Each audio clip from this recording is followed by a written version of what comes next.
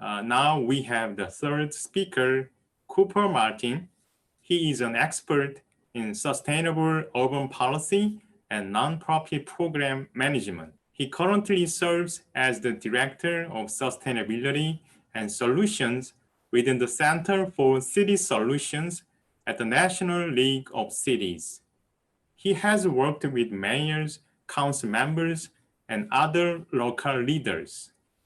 Today's topic is the case to implementation, the Green New Deal in local governments of the United States. Cooper Martin, thank you for your patience. This is your time. Peace. Oh no, it's my pleasure, and thank you to you, and thank you to the other two speakers who have really done a great job of framing the issue at a national level, covering a lot of the detail on the Green New Deal and some of the information that I obviously don't know as well. So I'm learning a lot, and hopefully I can contribute just as much to this conversation and this dialogue. As it's been mentioned, I'm the Director of Sustainability and City Solutions at the National League of Cities. The team that I work with does those things as well as climate resilience, urban innovation, smart cities, and performance management.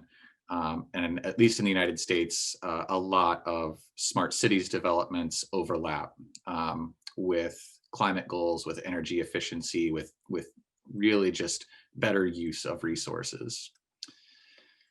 In my time here, I'll give a little bit of an overview of who we are and what we do. One of our sister organizations, the U.S. Conference of Mayors, was mentioned earlier, and we certainly work very closely with them. I'll go into a little bit more detail than Ms. Jones did about federalism and local authority and some of the different things that cities can and cannot do depending on where they're located and how they're incorporated. Talk briefly about the Green New Deal itself at the national level, since that's already been covered. I think I can move pretty quickly through that material. And then obviously give you a little bit of our perspective on the scope of local action, local sustainability plans, where they've been the last several years and where they are currently going, the direction that they're taking. So first, the National League of Cities, we are a member association. Mayors, city council members, really the entire city is a member. So from the mayor on down to people who are in public works, installing roads, building bridges, working in City Hall, everyone is a member of the organization. We represent about 2,400 cities, towns, and villages, and we are the oldest and largest organization representing local government in the United States. My center, the Center for City Solutions at NLC, is our research and technical assistance arm. We have another team that does federal advocacy and federal relations and intergovernmental relations. We have other teams that do conferences and meeting planning and things like that. But most of the research comes from a little bit from myself, but mostly my colleagues. And our mission as a center, elevating successful city practices, trying to find what is working well and sharing that with the rest of our membership, really telling cities where the other laboratories of democracy are and how things are going. Expanding capacity of local leaders, providing research and tools, as I mentioned, and also implementing on-the-ground solutions. We work directly with our member cities to actually help them replicate some of these policies. One of the things I'm constantly struck by is the dedication and passion of our members. Most local government elected leaders in the United States are doing these jobs part-time. They have other full-time jobs and they volunteer on the side to run for city council and to run for mayor. And I'm sure that that's something that is shared by many of the individuals on this call as well. So I know that we're on common ground in that regard. Several of the programs that we have run for several years, some of the highlights and achievements that we've been working on, I've been at the League of Cities now for almost 7 years, working and growing these programs. One of our programs is SoulSmart. This is a rating system that we use to rate permitting processes, building code policies, consumer education and outreach efforts, utility programs, and really trying to streamline rooftop solar, photovoltaic solar in the United States. The mission that you see right there is pretty clear. We've worked with now 389 cities and counties in the United States to certify them as gold, silver, or bronze solar communities. Many people around the world are familiar with LEED in the US Green Building Council and the World Green Building Council, and this system is very similar to that. You get points for doing things the right way, and there are a couple of prerequisites, things that just you have to do in order to be considered for this program. We also run a grant program. Our Leadership in Community Resilience program has worked now with 33 cities, again, helping to replicate successful practices on the ground. This was born and inspired by the Rockefeller 100 Resilient Cities program. We saw what they were doing with 100 global cities from around the world, and we knew that there was much bigger need in the cities that they weren't working directly with. We coordinated with them a little bit when that program was still running. We've now created a new partnership with the Resilient Cities Network, which has now grown out of the Rockefeller 100 Resilient Cities program. So we're in partnership with the chief resilience officers from around the world to take these lessons and see how they translate to small and medium-sized cities around the country.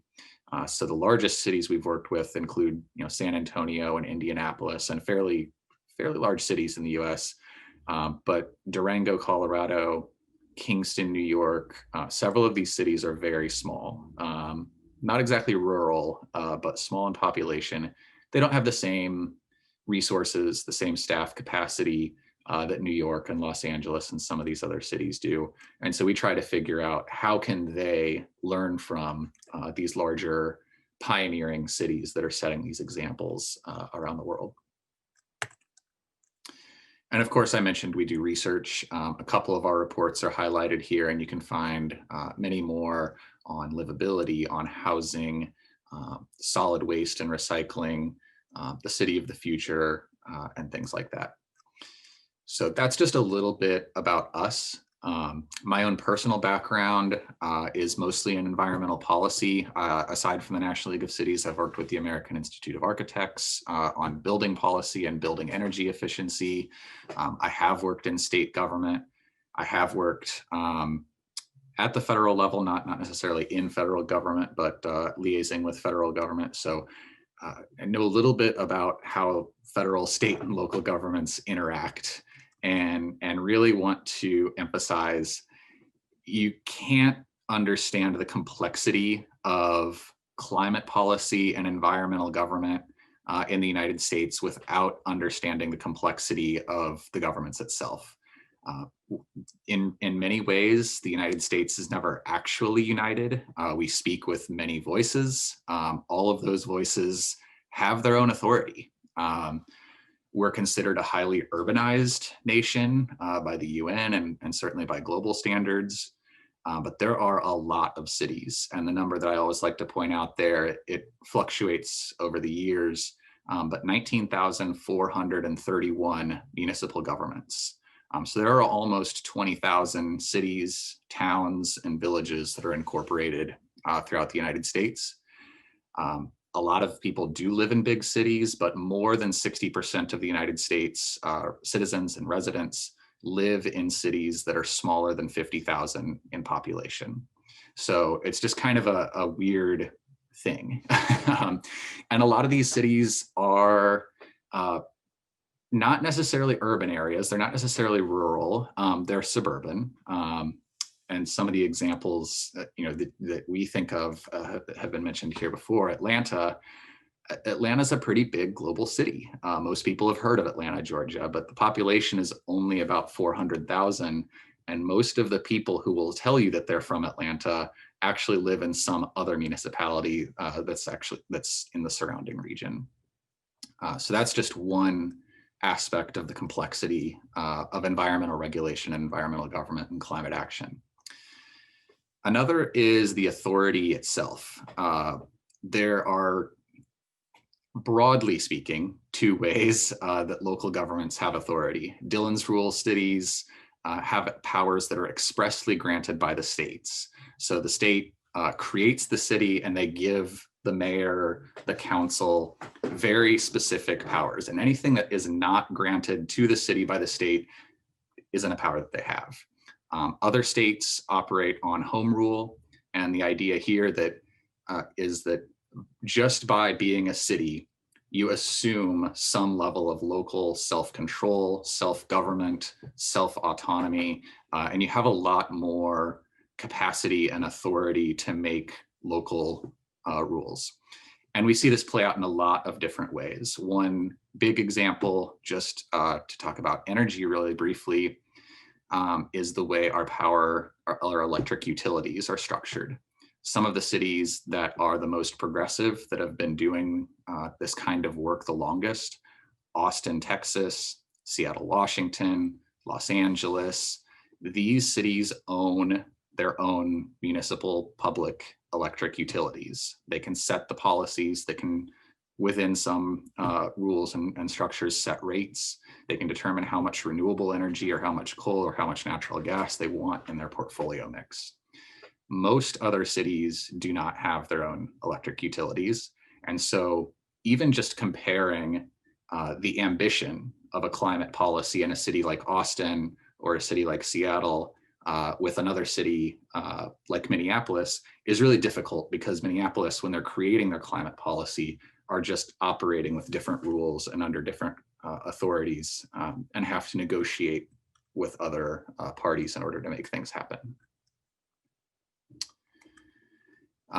Another example of this has been seen in the Clean Power Plan. And I don't think this has been touched on, but the Clean Power Plan was a proposal from the Obama administration that basically set state-by-state targets for renewable energy and for greenhouse gas reduction. Because we don't always speak with one voice, however, all of the states that you see in blue were states that enthusiastically sort of joined and said, yes, this is a good plan. We want to have this target. We want to work in a more coordinated way. And all the states that you see in dark red actually sued the federal government and claimed that they did not have the authority to even set that plan in the first place. And so this is part of the complexity and just part of the challenge of working in a federal system. I should say, by the way, that we joined some of those lawsuits on behalf of cities in favor of the Clean Power Plan. So we as an organization filed briefs in court in partnership with several of our members in support of that plan. On the opposite side, though, you see things like the We Are Still In coalition. So when former President Trump, outgoing President Trump, announced that he was going to withdraw from the Paris Climate Accords, this group immediately formed and under local or federalism authorities declared that, well, the United States government might be out, but it doesn't matter. We are still in. We're going to uphold the national targets that the Obama administration had agreed to. That included 10 governors. It included over 290 mayors and local governments. And again, that's in a coalition and an organization that we have supported, and I sit on the leadership council, or maybe it's the steering committee. I don't remember exactly what the title is for that. But it's just another example of coalitions that come together and disagree with either what the federal government is doing or with what other state and local governments are doing. So then getting into the Green New Deal, the details have sort of been fleshed out, or at least the details that there are have been fleshed out by our first two speakers. The New Deal itself was a policy in the 1930s. It was a series of public works projects, worker protections, financial regulations, a lot of different policies that went into what is now known as the New Deal. And all of this was designed to provide relief, recovery, and regulation in various ways.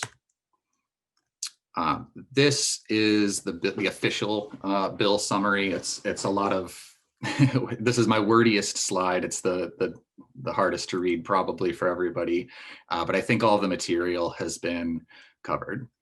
The idea is, for this level of mobilization, for this level of climate action, emissions are a part of it, but reducing emissions as rapidly as we need to, as drastically as we need to, really requires that we reimagine lots of different sectors of society. It requires that we protect workers as this transition happens. And it means that we need to do things in a much more holistic way, a much more comprehensive way, and in order to be successful in this timeline. When it comes to nationwide climate goals, this is the trajectory that we have been on as a country since 1975. Emissions actually peaked right before the Great Recession in 2007, and they're down just about 20% since then. So overall, we are heading the right direction. A lot of these things are being driven by both market forces and the state and local policies that have been described here so far. So when we look at cities and we compare this to the federal government, probably the most comprehensive summary was done prior to the Paris Climate Accords.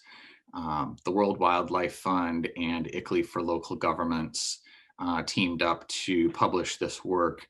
And what they found is that there were at least 118 cities. And this represents, I'm gonna have to move my window here. These 118 cities representing 14% of the US population had official targets that could be documented and goals that had been set to reduce emissions by about 300 million tons by 2050. So this is the state of play in 2015, and the ambition has only grown over time. Austin, Texas is one of the first cities that created a green building policy.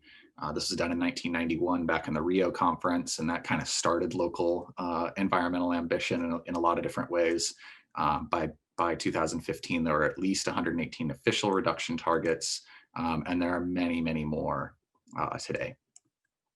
To give one example of how this concept of the Green New Deal, the way cities are thinking about more than just emissions in their climate action plans, we'll take a quick look at New York City, obviously the biggest city in the US, very high capacity, very ambitious, has a lot of good data on this stuff.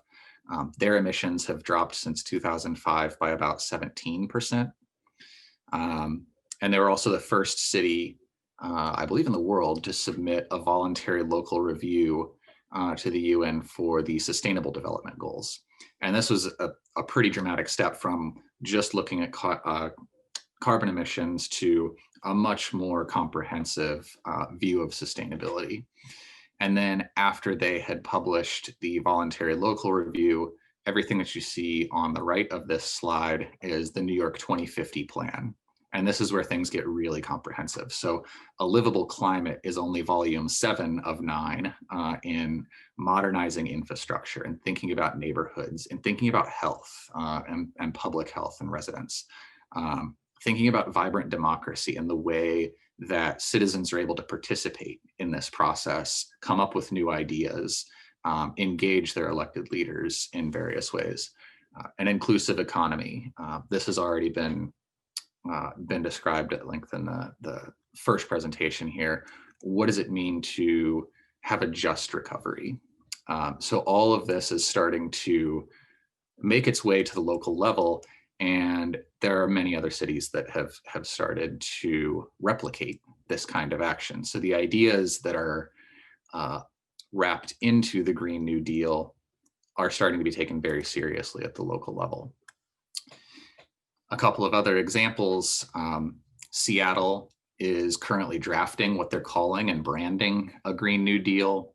And there on the left is the representatives from the city of Chico, California, much smaller, not one of the global climate vanguards, just adopted last month their own Green New Deal. And this has its own set of chapters on food production and health. It has chapters on water quality. It has chapters on agriculture and farming and what that means for the local community. It's a very farm-centric city. And I think we can go on and on and on with examples of cities that are starting to take much more comprehensive views of this. Many of these are represented now by the climate mayors. This is another peer organization that we work very closely with, founded in 2015, really to coordinate at the local level how cities could help the United States achieve its Paris climate goals. It's a bipartisan network. It is a peer-to-peer network of mayors who demonstrate leadership on climate change through local action, but also try to build political will for action in their states, action at the federal level, and participate in global policy.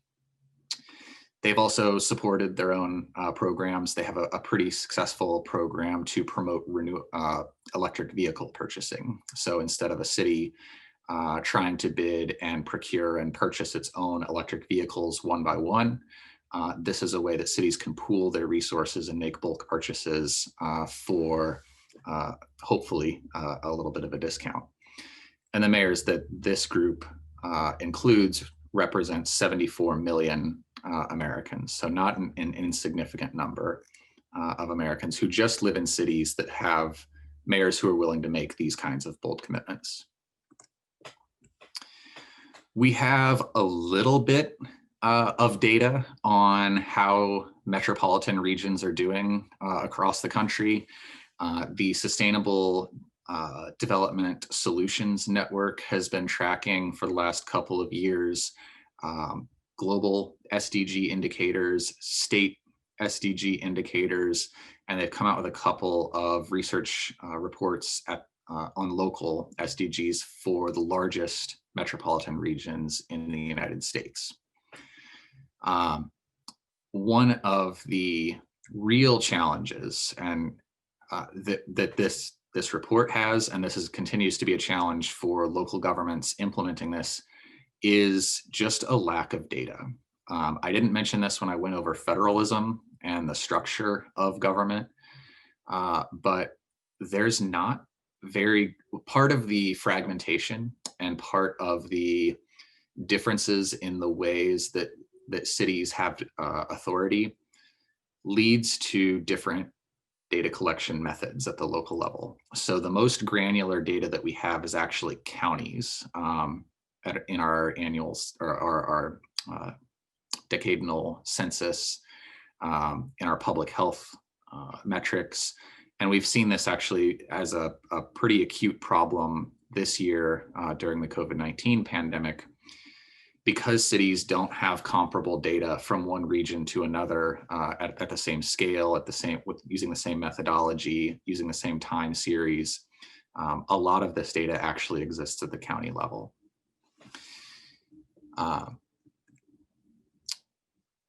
There are a couple of other campaigns related to the Green New Deal that include much more than emissions as well. One of these has been the fight for more equal wages, for greater economic equality in the United States.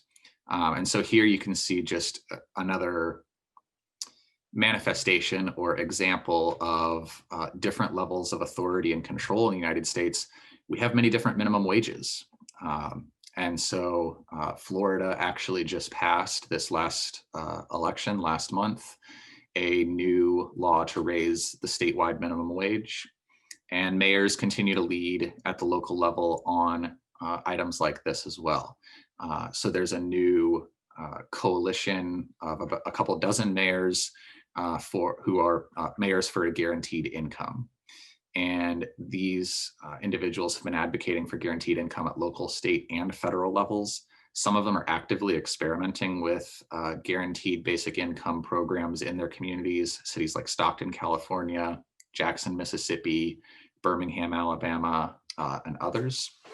And this is just one way that I think you're starting to see cities approach climate action and approach sustainability and community resilience in ways that go far beyond emissions, that include human dignity, that include undoing past harms from industrialization, from racial injustice in the United States, and a variety of other things. And so I think that these are the trends that are really going to continue in the next couple of years. And certainly with this administration, it's only going to allow mayors to be more bold.